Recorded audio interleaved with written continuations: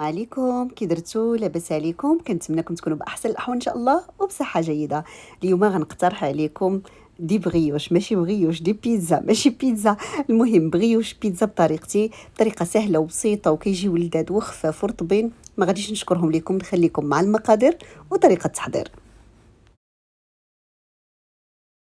في البول او في العجانه كناخذوا كميه الماء، كنضيفوا عليها الحليب بودره، الخميره الفوريه او خميره العجين، القليل من السكر. كنخلطوا الكل مزيان وكنخليوه يرتاح. هنا درت الماء الساخن، يعني الماء يكون سخون دافي.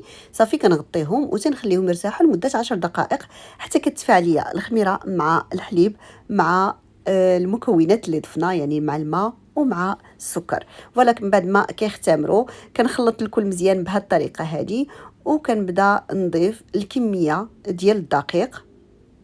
هنا درت الدقيق الابيض مع السميد الناعم. فوالا كنضيف الكميه ديال الدقيق. بالنسبه للمقادير غنخليهم لكم اسفل الفيديو كالعاده.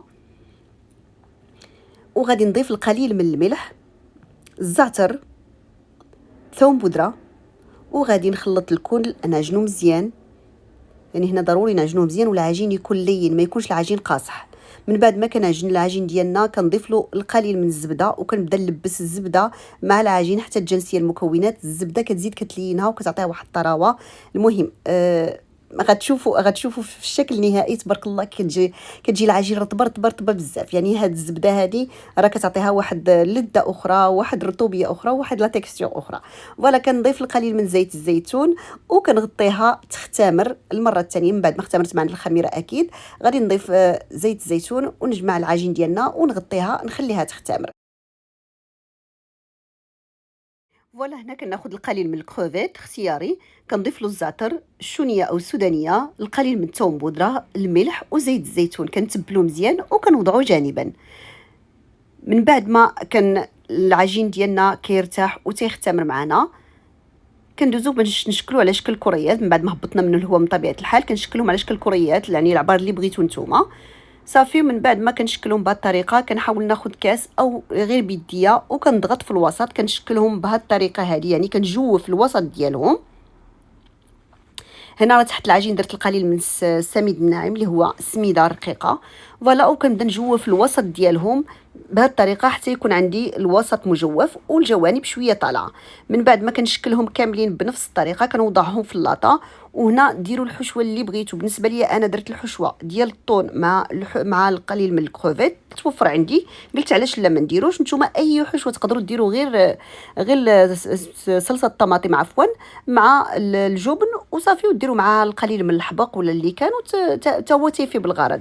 فوالا من بعد ما كملتهم بهذه الطريقه هذه كناخذ صلصه الطماطم او صلصه البيتزا كنوضعها في الوسط. هادو بالنسبه لهادو اللي وضعتهم في الوسط غادي نديرهم الطونه، يعني البيتزا ديال الطون او اللي بغيوش بيتزا ديال الطون.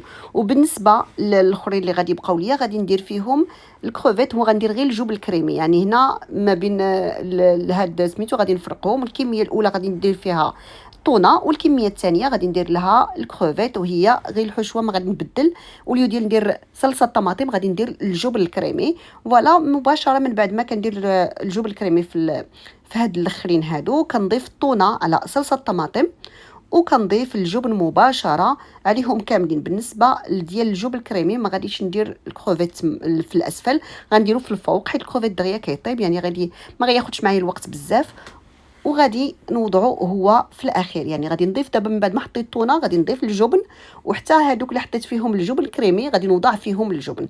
مني نكملهم كاملين غادي نوضع فوق هادوك ديال الجبن الكريمي غادي نوضع فوق منهم لي كروفيت. بغيتو ديروا وحده بغيتو ديروا جوج نتوما واللي بغيتو.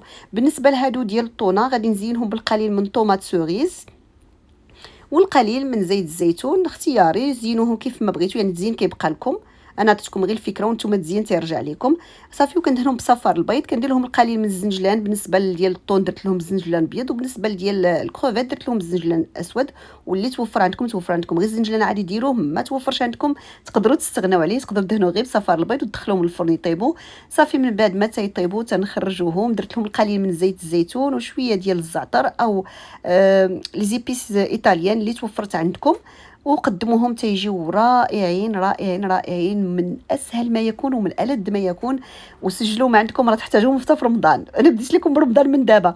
هنا الفيديو ديالنا تيتسالى. تنتمنى الفيديو ديال اليوم يعجبكم، وإلا عجبكم علاش لا ما تشاركوش مع احبابكم وصحابكم فضلا وليس امرا. ما تنسوناش من التعاليق ومن لي لايك ديالكم اللي فعلا تيدعمونا وتخليونا اننا نزيدوا ونعطيوكم دائما الجديد.